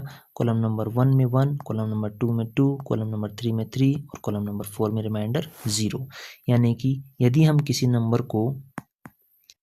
भी नंबर को 4 से डिवाइड करें तो फिर जो रिमाइंडर बचेगा उसको देखकर अपन ये बता सकते हैं कि वो कौन से कॉलम का है, और वो रिमाइंडर जिस कॉलम का होगा उसी कॉलम का वो नंबर भी होगा। ये अपने को पता चल जाएगा। जैसे फर्स्ट अपन एग्जांपल लें इसका। फर्स्ट है 124। 124 में 4 का डिवाइड करते हैं। 124 डिवाइडेड बाई 4, तो ये पूरी बार चला गया है। 4 3 जा 12 और 4 1 जा 4। रिमाइंडर कितना बचा 0, और 0 रिमाइंडर कौन से कॉलम का है कॉलम नंबर 4 का। इसका मतलब 124 का कॉलम कितना है 4। अब इस 124 की रो निकालने के लिए क्या करेंगे अपन, इसके कॉलम के एक्सप्रेशन के इक्वल टू में 124 पुट कर देंगे। कैसे देखिए 124 और कॉलम नंबर 4 का एक्सप्रेशन क्या आया था 4r। यही अपने कॉलम नंबर 4 का एक्सप्रेशन था 4r। इसके इक्वल टू में अपन ने 124 पुट कर दिया। तो अपन इसको सोल्व करेंगे। 4r इज इक्वल टू 124 लिख लेंगे इसको, और r की वैल्यू निकालने के लिए 124 डिवाइडेड बाई 4 कर देंगे। तो कितना आया 4 3 जा 12, 4 1 जा 4, 31 आ गया। यही 31 उसकी रो है। तो रो आ गई इसकी 31 और कॉलम आ गया इसका 4th। कॉलम आ गया 4th। बी पार्ट का सेकंड नंबर लेते हैं, वो है 147। सबसे पहले इसका कॉलम फाइंड करते हैं, और कॉलम फाइंड करने के लिए क्या करेंगे, इसमें कितने का डिवाइड करेंगे 4 का डिवाइड करेंगे। 4 का डिवाइड करते हैं तो कितना आ रहा है 4 3 जा 12, बच गया 2, यह हो गया 27, और 4 6 जा 24, तो रिमाइंडर बच गया 3 इसका रिमाइंडर आ गया। तो 3 रिमाइंडर कौन से कॉलम में आता है कॉलम नंबर 3 का। कॉलम नंबर 3 हो गया इसका। अब इसकी रो निकालने के लिए क्या करेंगे, कॉलम नंबर 3 के एक्सप्रेशन के सामने ये नंबर पुट कर देंगे। और कॉलम नंबर 3 का एक्सप्रेशन क्या था 4r minus 1 is equal to 147। इसको सोल्व करेंगे तो 4r is equal to 147 plus 1, ये माइनस का 1 इधर जाएगा तो प्लस का 1 हो जाएगा, और 4r इज इक्वल टू हो गया 148। तो यहाँ से रो की वैल्यू आ जाएगी 148/4। दैट इज, इसको कट करेंगे तो 4 3 जा 12, बस गया 2, और 4 7 जा 28, तो रो आ गया 37। तो अपने पास इस नंबर का कॉलम आ गया 3 और रो आ गया 37। ऐसे ही अपन थर्ड नंबर के लिए निकाल सकते हैं। कि थर्ड नंबर में क्या रो और क्या कॉलम होगा। थर्ड नंबर कितना है अपना, थर्ड नंबर है 201। तो 201 के लिए सबसे पहले कॉलम निकालेंगे। कॉलम कैसे निकालेंगे, इसमें कितने का डिवाइड करेंगे 4 का डिवाइड करेंगे, और 4 का डिवाइड करेंगे तो रिमाइंडर कितना बचेगा देखिए 4 5 जा 20, और फिर ये इसमें 0 लग जाएगा और बच जाएगा 1 रिमाइंडर। और 1 रिमाइंडर बच गया तो कॉलम कौन सा है, column number 1। Column number 1 decide हो गया। इसकी रो निकालने के लिए क्या करेंगे, 201 को कॉलम नंबर 1 के एक्सप्रेशन के इक्वल टू में रख देंगे, और कॉलम नंबर 1 का एक्सप्रेशन क्या आया था, 4r-3। यहाँ से r की वैल्यू निकालेंगे, तो 4r-3 इज इक्वल टू 201 है, और r की वैल्यू निकालने के लिए इस 3 को इधर लेके जाएंगे, तो हो जाएगा 201 + 3, और इसको सोल्व करने के लिए 204 हो गया, और r की वैल्यू निकालने के लिए 204 में 4 का डिवाइड लगा देंगे, जो आ जाएगा 51। तो ये अपना आंसर आ गया कि नंबर 201 का कॉलम है 1 और उसकी रो है 51। तो ये तीनों के सॉल्यूशन हो गए। अब हम देखते हैं पार्ट डी। पार्ट डी में बोला गया है observe the positions of multiple of 3। तो अपन 3 के मल्टीपल की पोजीशंस देखते हैं। यहाँ पर अपन ने ये वो ग्रिड बनाया है, 4 ग्रिड कॉलम। अब अपन इसमें 3 के नंबर की पोजीशन देखते हैं। सबसे पहले 3 कौन से कॉलम में आया है, ये है कॉलम नंबर 1, 2, 3 एंड 4। तो सबसे पहले 3 कौन से कॉलम में आया है, कॉलम नंबर 3 में आया है। उसके बाद 3 का मल्टीपल 6 कौन से कॉलम में आया है, कॉलम नंबर 2 में आया है। उसके बाद 3 का मल्टीपल 9 वो कौन से कॉलम में आया है, 1 में आया है। वो 3 4 जा 12 वो कौन से में आया है, 4 में आया है।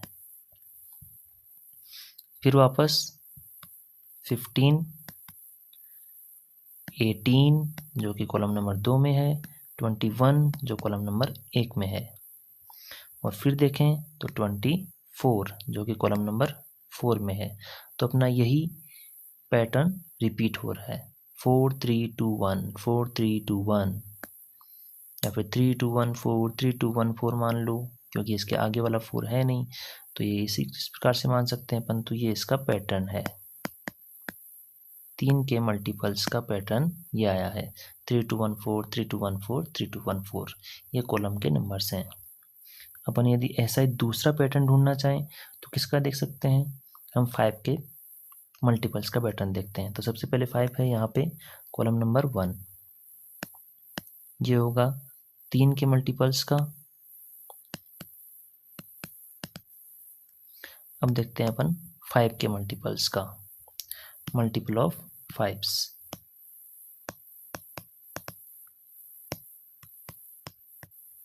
इसका पैटर्न देखते हैं।